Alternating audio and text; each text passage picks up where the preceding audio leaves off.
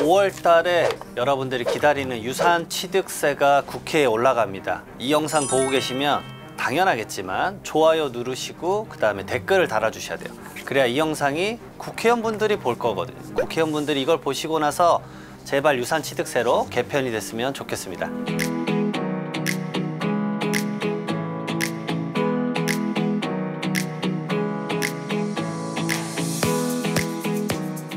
네, 안녕하세요. 이장원 세무사입니다. 필명 두꺼비 세무사를 쓰고 있고요. 제가 1년에 상속세와 증여세 상담 한 500~600건 정도 하는 것 같아요. 신고도 당연히 많이 하고 있는데 상속을 고민하시는 분들이 어떤 고민을 하고 있는지 정말 다각도로 알 수밖에 없습니다. 그래서 지금 중산층을 끌어내리는 세금, 그 다음에 집을 팔게 만드는 세금 중에 하나인 상속세에 대해서 말씀을 드려보려고 해요. 많이 들어보셨을 겁니다. 뭐 집 한 채만 있으면 당연히 상속세 낸다, 뭐 이런 얘기들 이미 일반화됐어요. 그러면 OECD 회원국 중에서 과연 상속세 우리나라는 어느 정도 내나, 이게 통계가 너무 다양하기 때문에 어떤 게 좀 수치가 조금씩 오차는 생길 수 있어요. 하지만 OECD 통계로 봤었을 때 2021년도 현재 한국이 전체 총 조세를 100을 걷는다라고 했었을 때 비율이 2.42%입니다. 아니 그러면 전체 100 중에서 고작 2.4%면 그게 얼마나 큰 거냐, 별로 크지 않지 않냐라고 할 수 있는데 OECD 평균은 0.4입니다. 우리나라는 OECD 평균에 비해서 몇 배를 더 낸다? 5.7배나 더 내요. 5.7배. 이거 큰 수치 아닙니까 사실? 많은 분들이 부담을 느낄 수 있는 그런 수치입니다. 정말 많이 내는 세금이 아닐 수가 없어요. 집 한 채로 인해서 상속세를 내고 그 상속세를 내기 위해서 그 집을 파는 상황이 생긴다. 그런 세금이어서 이런 것들은 좀 개편을 해야 되지 않겠느냐라는 얘기가 이미 오갔죠. 제 일화도 있어요. 제 고등학교 친구랑 이렇게 대화를 나누고 있는데 그 친구가 상속세는 더 내야 돼. 이거 상속세 이거 너무 이거 더 걷어가지고 부자들한테 왕창 세금을 걷어야 돼. 라는 얘기를 하더라고요. 자, 여러분들 마음속의 부자의 기준은 몇 프로인가요? 제가 이걸 항상 여쭤봐요. 내가 부자다, 아니다, 나는 서울에 그냥 집 한 채 있을 뿐이야. 이렇게 말씀하시는 분들도 있을 거예요. 제가 뒤에 말씀드리겠지만 서울에는 잠재적으로 집을 가지고 계신 분들은 40%가 상속세를 내게 돼 있습니다. 아주 높은 수치죠. 물론 지금 현재적으로 얼마나 내는지 뒤에 말씀을 또 드릴게요. 자, 상속세를 아주 간단하게 계산을 해볼게요. 자, 그럼 자녀 입장에서 대부분 40대 미만이신 분들한테 제가 이렇게 말씀드려요. 아버지나 어머니 재산을 통해서 한번 상속세를 계산을 해보자 라고 말씀을 드립니다. 자, 첫 번째로 그러면 아버지가 갖고 계신 그 부동산이 있다. 대부분 부동산 기반입니다. 특히나 그 주택 한 채가 70~80%예요. 일반적인 상속세는 집 한 채, 그 다음에 현금 3천만 원 정도 있고, 왜냐면 노후자금 같은 경우 생활비 쓰셔야 되잖아요. 그리고 나머지 것들 주식이나 뭐 코인 이런 건 거의 존재하지 않아요. 뭐 자동차 정도 있죠. 그렇게 상속이 펼쳐지는데 그 주택 가격이 기존에 5억 원짜리가 15억이 돼서 상속세가 나오는 상황이거든요. 자, 그러면 아버지를 가정을 해볼게요. 아버지의 이제 상속 재산을 전부 다 더해 보십시오. 자, 전부 다 더하면 여러분들이 생각하는 어떤 일정한 수치가 나올 거예요. 자, 가정을 해볼게요. 15억의 주택이 한 채 있다 라고 가정을 한번 해보겠습니다. 자, 여기다가 뭘 더하셔야 되냐면, 자, 보험금하고 퇴직금을 더해야 돼요. 물론 부모님이 이제 퇴직을 하셨을 수도 있어요. 그럼 퇴직금은 상관이 없고, 보험금, 내가 돌아가시면 보험금을 얼마 받잖아요. 아버지가 돌아가시면 그 보험금도 일정 금액이 나올 거예요. 뭐 1억이 됐든 5천만 원이 됐든, 저 1억이라고 가정을 해보겠습니다. 자, 그리고 하나 더 추가를 해볼게요. 많이 놓치는 것 중에 하나가 이겁니다. 바로 사전 증여 재산이에요. 내가 예를 들어서 아버지가 돌아가신 날로부터 10년 이내에 상속인에게 증여한 것. 여기서 상속인은 대표적으로 누구죠? 직계 비속과 배우자입니다. 말 그대로 직계 비속과 배우자에게 증여한 것을 전부 다 더해야 돼요. 이게 얼마인지 잘 모르시죠? 근데 여러분들 이럴 거예요. 나는 평생 아버지한테 돈 한번 받아본 적 없어.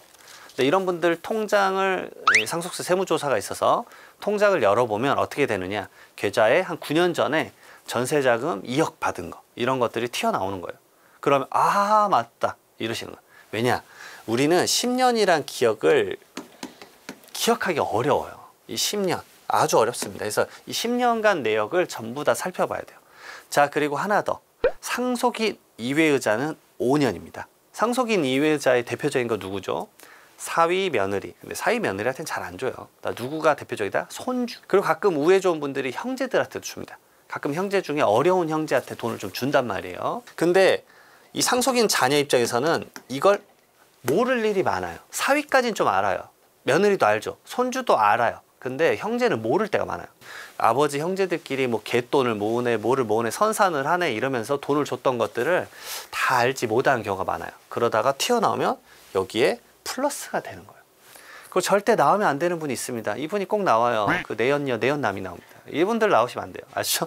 내연녀, 내연남한테 준 것들, 이게 억울한 일이 생기는데, 제가 최근에 이제 어디 촬영 가서 이제 얘기를 했는데, 내연녀가 예를 들어서 이제 받았다, 3년 이내에 받았다 해볼게요. 그러면 내연녀는 증여세만 내고 끝이에요. 그리고 그 재산이 상속 재산에 얹어져요. 그리고 그 상속세는 누가 내냐? 상속인이 내는 거예요. 그 상속인이 누구죠? 배우자인 거예요. 손이 바들바들 떨립니다. 그러면 집안이 그냥 풍비박산이 나는 겁니다. 그런 경우 안 펼쳐질 것 같으시죠? 많이 펼쳐집니다. 자, 그리고 하나 더 있어요. 우리는 이것을 추정상속재산이라고 부릅니다. 추정상속재산. 추정상속재산은 뭐냐면 돌아가신 날로부터 1년 내 2억 원, 2년 내 5억 원의 현금 인출 금액이나 채무를 변제한 내역이 있으면 그것도 다 더하셔야 돼요. 그러면 이걸 말씀드립니다. 자, 선생님들, 자, 아버지가 지난달에 돈 얼마 어디에 썼는지 알고 계신 분 계실까요? 한 분도 없을 거예요. 저는 제가 얼마를 썼는지도 몰라요. 카드 막 긁고 이제 깨닫잖아요. 술 깨고 나서 아, 내가 이 돈을 썼구나 이런 거잖아요. 결국은 이게 부모님이 얼마를 썼는지 모릅니다. 근데 여러분들, 사람이 죽음과 가까워졌을 때 상당히 많은 부분들에 의존하면서 비이성적인 생각을 진짜 많이 해요. 제가 예시를 몇 개를 들어볼게요. 300만 원씩 100명에게 돈을 주면, 현금을 주면 천국을 간다 그래서 병문안 오는 사람마다 300만 원씩 주신 분이 있어요. 이해가 안 가시죠? 하지만 그분은 천국을 가고 싶은 거예요. 자, 그 다음에 두 번째로 이런 경우도 있었어요. 갑자기 몸이 안 좋아지셨어요. 그분은 눈이 멀었거든요. 그래서 구술해야 된다 그래서 2억 원을 준 경우도 있어요. 정말 놀랄 노짜예요. 그 다음에 교회 집사님들한테 돈 빌려줬는데 경증 치매 때 빌려줘서 기억도 못 하시고, 이런 경우가 여기 포함되는 거예요. 이제 미치는 건 뭐냐면, 이거는 결국 내가 받은 돈도 아니잖아요. 근데 과세관청에서는 그 현금을 많은 거액을 뽑은 거잖아요. 뭐라고 보느냐? 아이, 자녀 줬겠지. 몰래 자녀 줬겠지. 라고 보는 거예요. 그래서 이거를 내가 소명을 해야 돼요. 소명의 의무가 상속인에게 있습니다. 이게 너무 어려운 거예요. 그래서 이것도 얹어져요. 그러니까 이런 것들을 사전 상속 플래닝이라 그래서 미리 한 번쯤은 점검해 보길 정말 권해드려요. 왜냐하면 그래서 요즘 아시는 분들은 알아요. 사실 여기에 한 분이 더 있어요. 간병 비용 쓰는 게 있단 말이에요. 간병 비용 뒤에 좀 말씀을 드려볼게요. 아주 큰 이슈니까. 자, 어쨌든 이런 금액까지 전부 다 더하셔야 돼요. 자, 다 더하면 뭐가 나오냐? 이게 얼추 상속 재산가액이야. 자, 여기서 이제 뺍니다. 자, 뭐를 빼냐? 간단해요. 부채를 빼야죠. 대부분 내가 이제 부동산 임대를 주고 있다. 그럼 임대 보증금 받으실 거잖아요. 전세나 월세 보증금. 그 보증금을 차감해야죠. 그거는 갚아야 되는 거니까.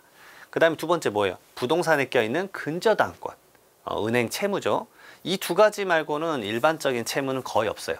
그 다음에 뭐 장례 비용 한 1,000만 원 정도 빼보세요. 자, 그 정도 빼면 어떤 금액이 나오실 거예요. 자, 이 금액에서 대한민국은 지금 일괄공제라고 해서 공제를 빼주는 게 있습니다. 첫 번째로 일괄공제.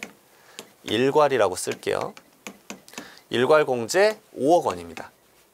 그리고 하나 더 빼줘요. 배우자 공제라고 해서 최소 5억 원에서 최대 30억 원까지 일정한 계산을 해야 돼요. 법정 상속 지분이랑 실제 주는 비용 계산을 해야 돼요. 근데 저는 간단하게 계산을 해요. 우리 10억만 빼보자 라고 한 거예요. 그 친구한테 이 계산법을 카페에서 차 마시면서 딱 말을 했어요. 계산해봐. 뭐 얼마 나오니? 이 금액이 나왔잖아요. 일정 금액이 나와요. 이걸 우리는 과세표준이라 그래요. 과세표준. 좀 어렵더라도 이건 한번 써볼게요. 기억을 해야 돼. 세금은 어찌됐든 용어 정도는 좀 알아두셔야 돼요. 몇 억이 왔다 갔다 한데 이런 용어들도 모르시면 안 좋잖아요. 과세표준이에요. 그 친구가 과세표준이 7억이 나왔어요. 7억이면 얼마냐? 과세표준 30% 세율 구간입니다. 30% 세율 구간이니까 7, 4, 21, 2억 1,000만 원에 빼기 누진공제가 6천만 원이에요. 그래서 세금 내야 되는 금액이 얼마? 1억 5천만 원이에요. 그래서 제가 그 친구한테 말했죠. 너 아버지 지금 돌아가시면 1억 5천인데 너가 갖고 있는 서울의 그 부동산 가격 오를 거 같냐 떨어질 거 같냐? 그러니까 오를 것 같대요. 그러면 너는 미니멈 1억 5천이고 앞으로 쭉 올라갈 거다. 2억, 3억 돌파할 거다. 그러니까 이제 그 친구가 갑자기 이렇게 말을 합니다. 아니 그럼 안 되지. 뭐 그럼 안 돼. 법이 그래. 아니 나는 부자가 아니야. 난 부자가 아닌데 내가 왜 상속세를 내? 너는 부자가 아니라도 상속세를 내야 돼. 상속세가 그런 세금이야. 이게 어떻게 된 거냐? 자, 서울의 아파트 가격을 통해서 여러분들의 말씀을 드리고 싶어요. 2016년 12월에 서울 아파트 평균 매매 가격으로 말씀드릴게요. 그때 평균 매매 가격이 얼마? 5억 6천만 원입니다. 우리가 일괄공제 5억 원만 이따 가정을 해볼게요. 5억. 자, 근데 5억 6천이니까 이 정도잖아요. 그러면은 5억 원 빼고 6천만 원의 10%니까 상속세 얼마? 600만 원. 이 정도 여러분들 감당할 수도 있겠죠? 그래, 이 정도는 뭐 낼 수 있지 라고 할 수 있다는 거예요. 자, 근데 가장 최근에 그냥 KB시세 가뜩가운 거 하나 말씀드려볼게요. 2024년 11월 KB시세 보면 12억 5천만 원이요. 자, 그러면 이쯤 될 거잖아요. 근데 일괄공제 5억 원 빼면 차익이 얼마예요? 7억 5,200만 원. 그것에 대한 상속세 얼마? 1억 6,500만 원. 이겁니다, 여러분들. 결국은 많은 분들이 부동산 가격이 올라서 내 집은 더 낡아졌지만 상속세는 그 가격에 기하급수적으로 늘어나는 거예요. 몇 배가 올라갔죠? 27배가 상승됐습니다. 1억에 적용되는 게 상속세입니다. 결국 부동산 가격 올라간 게 누군가에겐 기쁨, 뭐 누군가에겐 슬픔일 수 있겠는데 이 집에서 내가 실거주를 하면서 지내시는 분들에게는 이 상속세는 계속 차곡차곡 쌓이는 거예요. 계속 올라가는 거죠. 그래서 부담이 커진다라는 겁니다. 여러분들 정말 1억에 그러면 많은 분들이 세금을 내느냐? 많은 분들이 지금 세금을 내고 있습니다. 상속세가 2016년도에는 상속세 신고하신 분들이 한 6,300명 정도. 그때까지만 하더라도요. 상속세를 낸다 그러면 저 사람과 친해지라고 했어요. 그때 당시에 돌아가시는 분들 사망자 수가 한 28만 명 정도 돼요. 그러니까 6,300명이면 아주 적은 거죠. 6,200명이면. 그 비율이 낮은 와중에 상속세 신고 재산가액은 14조 6천억이었어요. 근데 지금 2022년도만 보더라도 얼마냐면 19,500명이 56조를 신고를 했습니다. 23년에도 매한가지예요. 거의 그런 식으로 올라가고 있다는 거죠. 그리고 최근에 이 상속세 개편안, 유산취득세로 바꾸자라는 기획재정부의 보도자료, 3월 달에 보도자료에도 결정 인원하고 과세 인원이 나와요. 예전 2000년도에는 상속세 내셨던, 결정됐던 비율이 0.7%였어요. 아주 적다라는 거죠. 근데 23년도에는 6.8%입니다. 거의 7%가 지금 상속세를 결정받고 있다는 거죠. 여러분들 부자 기준 상위 1%, 가끔 하면 상위 한 3%까지 말하지 않나요? 근데 7% 정도는 지금 상속세를 내야 되는 상황으로 바뀌었다라는 거예요. 이게 정말 이제 무슨 호들갑이냐라고 또 할 수도 있어요. 뭐 6, 7% 내는 거 가지고. 근데 매년 증가 속도가 0.5%포인트에서 1%포인트가 증가되고 있다는 거죠. 그러게 되면요, 한 몇 년만 지나면 10명 중에 1명은 상속세를 내야 돼요. 그러나 이 결국은 부동산 기반으로 상속세를 내기 때문에 대부분 어디서 낼까요? 서울, 경기권역, 수도권에서 낼 수밖에 없다라는 거죠. 그러면 이분들은 비율이 10명 중에 한 분이 아닐 거라고 봐요. 그게 이제 예측하는 게 10명 중에 4명 같다 라고 예측하는 데이터도 있습니다. 자, 이렇게 상속세가 여야가 이제 뭐 어느 정도 얘기를 나눴었어요. 그래서 이게 너무 좀 심하네 라고 해서 2024년도에 세제 개편을 하고 있었습니다. 그때 가상자산 소득세, 코인 세금 2년 유예했고요. 그 다음에 금융투자 소득세, 주식 관련된 세금 폐지했습니다. 자, 그리고 상속세 얘기 한참 하고 있었어요. 그래서 여와 야가 어느 정도 합의점이 있었어요. 좀 다른 의견은 있었지만 이런 느낌이었어요. 뭐 여와 야가 있으면 우리 그래도 겹치는 부분이 있네라고 했어요. 저도 어떤 생각을 했었냐면 그래서 일부라도 좀 개편이 그러면 되겠지라고 생각을 했던 거예요. 근데 그때 이제 계엄령이 터집니다. 그리고 모든 게 유야무야 되는 거죠. 그리고 이제 지금 와가지고 3월 달에 이제 기획재정부, 정부 측에서 유산취득세를 냈지만 그것도 약간 애매해요. 그래서 제가 영상 초반에 말씀드렸잖아요. 이 영상에 이 좋아요와 댓글을 많이 다셔야 돼요. 왜냐? 이 영상이 그러면 알고리즘 타고 올라가야 된다고.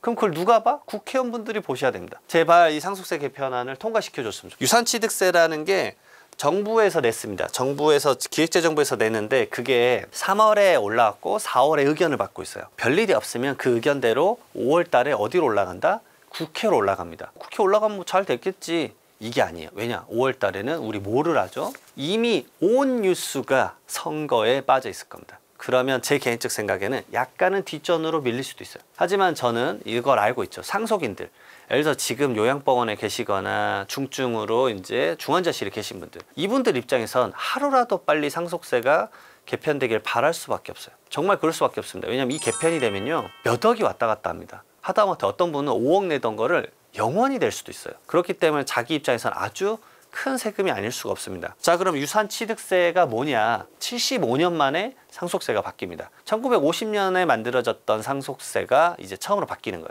유산취득세 간단합니다. 내가 100억이 있고 죽었다고 가정을 해볼게요. 그러면 지금 세금 제도는 유산세 제도예요. 그러니까 내가 100억 원에 대해서 전체 금액에 대해서 공제 빼고 세금을 내는 거예요. 그러니까 여기서 뭐 공제 10억 원 빼고 90억에 대해서 세금 내십시오. 이 제도예요. 유산취득세는 뭐냐면요, 받은 만큼 내는 거예요. 유산세는 피상속인, 죽은 사람 기점으로 내가 100억 원 있으면 100억 원 갖고 세금을 내는 건데, 유산취득세는 제가 극단적으로 자녀가 10명이라고 해보겠습니다. 그럼 자녀한테 10억 원씩 줘요. 그러면 내가 각각 10억 원씩 받았잖아요, 자녀가. 그러면 각각 받은 10억 원에 대해서 기본 5억을 공제를 하고 각각 인별로 5억 원에 대해서만 세금을 내요. 그러면 이 분산 효과가 아주 크겠죠. 그 다음에 두 번째로 누진 공제가 줄어드는 거예요. 90억이면 상속세율 구간이 50%입니다. 50%. 여러분들이 엄청난 세금이에요. 물론 이제 약간 빠지더라도 40억대를 내야 되는 거예요, 세금을. 근데 5억 원이면 기본 세율 구간이 아주 낮아요. 20%, 30%란 말이에요. 그러면 해볼 만한데? 세율 구간이 20%. 이렇게 된다라는 거죠. 이 차이도 엄청나게 되는 거예요. 이게 10명인 거잖아요. 이렇게 되니까 분산 효과가 아주 탁월하게 클 수밖에 없다라는 거죠. 자, 유산취득세 개편이 되면 정말 좋겠다라는 생각이에요. 결국 각 상속인이 자기 받은 만큼 내야지, 내가 받은 것도 아닌데 내가 왜 다른 상속인들 세금까지 내? 라는 구조를 바꿔야 된다라는 거예요. 가장 핵심적으로는 아까 그거예요. 내연요. 내연 세금 내가 왜 내냐고. 그 제도에 일맥상통하기도 해요. 자, 그리고 이것만 바뀌는 게 아니에요. 단순히 쪼갠다고 세금이 줄어드는 건 아닐 수 있죠. 거기서 공제 액수가 높아진 거예요. 결국은 이제 여러 가지 공제가 있는데, 자녀들, 직계존비속은 기본적으로 5억 원의 공제를 인별로 해주는 거예요. 아까는 일괄공제 전체에서 5억 원에 배우자 상속공제 최소 5억 원에서 30억 원이었잖아요. 근데 인별로 5억 원을 해주니까 엄청난 파급 효과죠. 그러면 지금 자녀가 뭐 얼마나 되느냐라고 할 수 있어요. 자녀를 또 제가 계산을 해봤습니다. 이런 유산취득세는 당연히 제도에서 영향을 미치는 게 어떤 건지를 확인을 해봐야 돼요. 지금 돌아가시는 피상속인 분들 나이대가 80대 이상이 55%, 그 다음 70대 이상까지 합치면 78%나 됩니다. 대부분 나이대가 좀 있다라고 보실 수 있죠. 자, 그럼 이분들이 젊었을 때 몇 명이나 합계 출산율이 나왔을까? 그걸 따져보면 되는 거예요. 1970년도부터 제가 1983년도까지 연도별 합계 출산율을 계산을 해봤습니다. 1970년도는 4.53명. 정말 많이들 낳으셨죠. 근데 1983년도 되면 2명이 깨지기 시작합니다. 거의 2.06명까지 가요. 그러면 간단하게 계산을 해서 평균을 내리면 3.27명이에요. 그러면 평균 3명이다. 근데 저는 정말 이걸 뼈저리게 느끼는 게 뭐냐면, 제가 상속 상담을 많이 하는데 지금 돌아가시는 분들 자녀가 진짜 평균 3명이에요. 2명은 없어요. 거의 없어요. 좀 적어. 오히려 4명이 있지, 3명이나 4명이 있지 2명은 별로 없는 상태예요. 자, 그러면 5억 원 고박이 각각 3명에게 뿌려주면 기본 공제가 얼마입니까? 15억 원이잖아요. 엄청 공제 액수가 커지죠. 자, 그 다음에 배우자 공제도 바뀝니다. 배우자에게 어떻게 주느냐. 배우자에겐 기본 10억 원 공제로 올라가요. 기존에는 5억 원이었는데 10억 원으로 올라가니까 배우자 한 명 하면 기본적으로 공제 액수가 기존에 아까 계산 예시에선 10억 원이었는데 얼마로 바뀌어요? 25억 원으로 공제 액수가 아주 커진다라는 거죠. 기본적으로 요 패턴이 된다 그러면 상속세 내는 사람 얼마나 줄어드느냐. 압도적으로 줄어듭니다. 2023년도에 상속세 신고한 분들이 그러면 과세 표준이 얼마냐라고 봤어요. 과세 표준 1억 원 이하가 17%나 됩니다. 그리고 3억 원 이하가 41%, 5억 원 이하가 55%, 그 다음에 10억 원 이하가 75%예요. 그러니까 집 한 채 가격이 살짝 올라가서 1,000만 원이나 1억 원대 내는 분들이 많아졌다라는 거예요. 75%면 지금 2만 명이 신고를 하고 있는데, 그걸 결정을 받고 있는데 75% 빠지면 얼마예요? 이제 상속세는 5,000명 정도만 고생하는 게 맞다로 바뀌는 거예요. 이게 맞지 않나라는 생각이 들어요. 너무 많은 비중이 지금 세금을 내고 있으니까 고통을 많이 받고 있잖아요. 그러니까 유산취득세가 개편이 되면은 정말 엄청나게 파급적으로 바뀔 겁니다. 거기다 메인으로 하나 더 말씀을 드리면, 아까 사전증여재산이에요. 사전증여재산 제가 아까 말씀 뭐라 드렸죠? 상속인, 배우자나 직계 비속은 10년이라고 했죠. 10년. 이건 바뀌지 않아요. 근데 뭐가 바뀌냐면 상속인 이외의자는 5년에 증여를 했던 걸 합산한다고 말씀드렸어요. 5년. 근데 이제는 상속인 이외의자는 합산하지 않겠다라고도 넣었습니다. 이거는 엄청나게 유의미해요. 왜냐? 그러면 이럴 수 있죠. 극단적으로 말해 볼게요.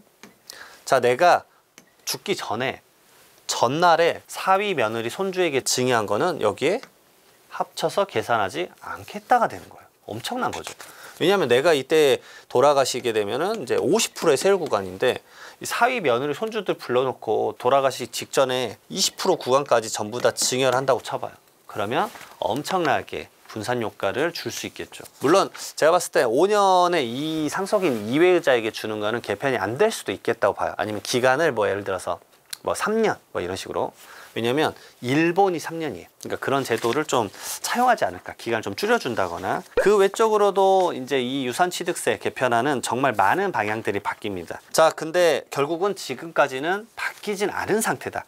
그럼 지금 상황에서 자산가들은 상속세 준비 어떻게 하고 있느냐? 결국은 지금을 대비해야 된다. 왜냐면 이번에 안 되면은 결국은 한 1년 미뤄질 수도 있잖아요. 그래서 그런 면들에 대해서 이제 좀 말씀을 드리면 첫 번째로는 이게 불효자식 멘트일 수밖에 없는데 간병비는 모든 지출 비용들이 부모님이 직접 본인의 돈을 내야 돼요. 지금 몸이 불편하시니까 자녀들이 십시일반 모아서 간병비니 생활비니 내줄 수 있어요. 근데 그러게 하게 되면 부모님의 재산, 뭐 아버지라고 가정을 해볼게요. 아버지의 본인의 재산은 오히려 올라가지 1원도 줄어들지 않아요. 근데 아버지에 대한 상속세를 내가 내야 된다고. 그러면 아 이거 효도해줬는데 결국 내가 상속세를 더 늘리는 효과를 준 거네요 라고 하면은 정답입니다. 그럴 수밖에 없어요. 상속재산 낮추는 건 부모님 재산을 소비해야 된다 라고 말씀을 드릴 수밖에 없어요. 자, 그 다음에 두 번째로 현금 입출금 내역 한번 사전 상속 플래닝으로 보셔라. 제발 10년치 계좌내역 한번 봐서 아 내가 예전에 이때 증여를 받았었구나. 아 이때 내가 이거 돈 받은 게 내가는 아무 생각 없었는데 증여라고 볼 수 있겠구나. 뭐 이런 것들이요. 가끔 몸이 불편하신 분들이 본인의 그 주택 아니면 비주택이든 이 부동산 임대업을 하시는 것에 대한 그 월세를 자녀나 배우자가 대신 받아요. 왜냐하면 그걸로 내가 이제 병원비 내고 뭐 하고 해야 되니까 남편 명의나 아니면 아버지 명의로 있으면 불편한 거예요. 소비 지출이나 이런 게. 그래서 그걸 아무 생각 없이 받아가시는 거예요.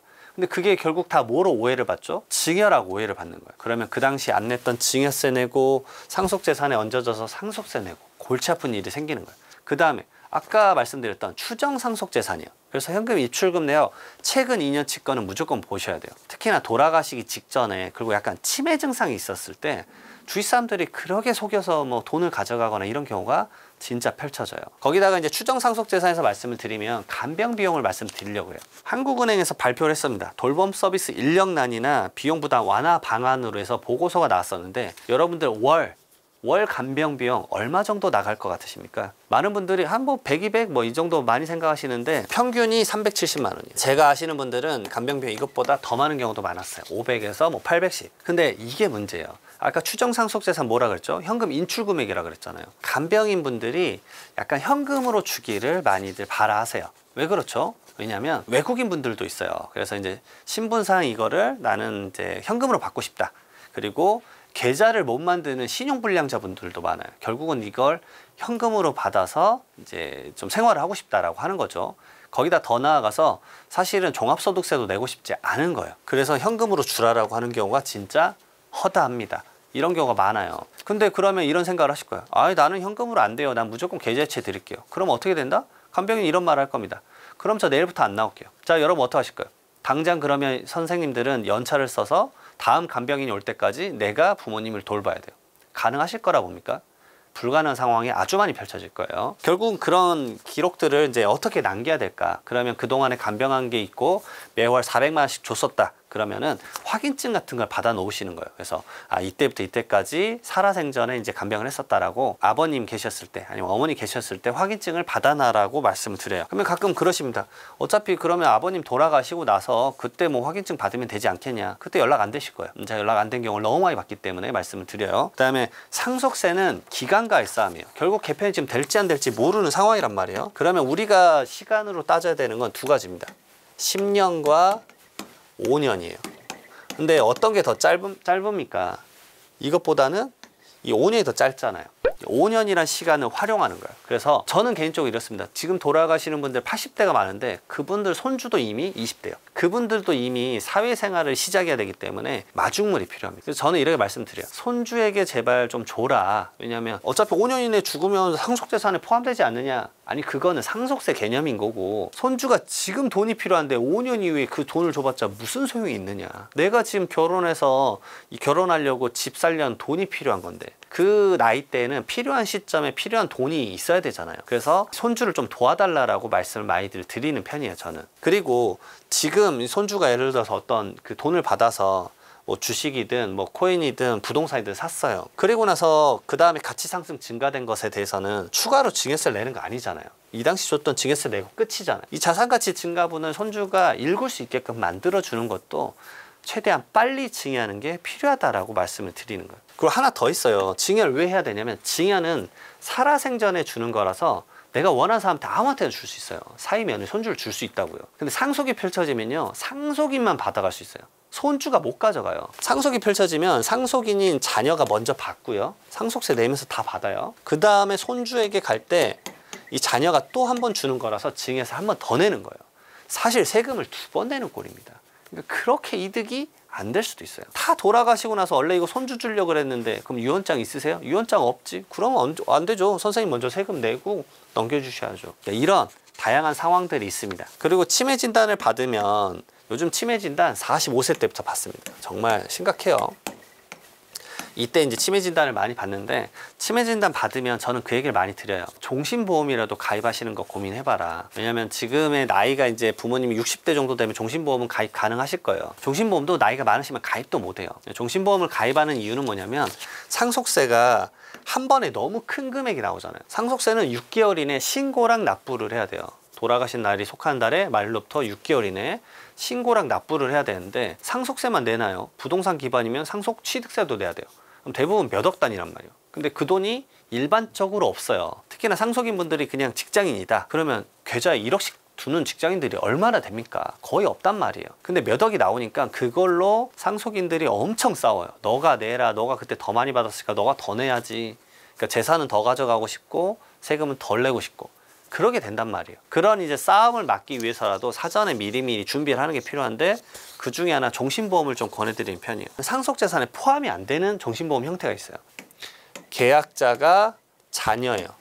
자녀가 계약을 해요. 그래서 보험료를 자녀가 내는 거예요. 그리고 피보험자가 아버지인 거예요. 그래서 아버지가 사망이 일어나면 보험 계약자이면서 수익자를 누구로 할까? 수익자를 자녀로 하는 거예요. 그러니까 내가 보험료를 넣었어요. 아버지가 죽음을 전제로 종신보험을 가입을 했단 말이에요. 그래서 아버지가 돌아가시면 수익을 내가 받는 거예요. 보험금을 받는 거죠. 이때 뭐 1억 원 이를 받았다고 쳐봐요. 그러면 이게 전부 다 일치한다 그러면 얘는 과세 대상이 아니에요. 말 그대로 상속재산에 포함도 안 되면서 갑자기 이제 종신보험 뭐 1억 원 이런 현금을 받게 되는 거죠. 그러면 저걸로 취득세 내고 상속세 내고 이런 재원으로 쓰기 적합하다는 거죠. 근데 가끔 잘못하시는 분들이 뭐냐면 보험 계약을 맺었는데 계약자는 아들인데 이 보험료를 아빠가 몰래 내줘요. 이러면 전부 다 계좌 내역 확인하면 전부 다 걸리는 거예요. 그럼 어떻게 돼요? 부자니까 이거는 과세 대상이 돼버리는 겁니다.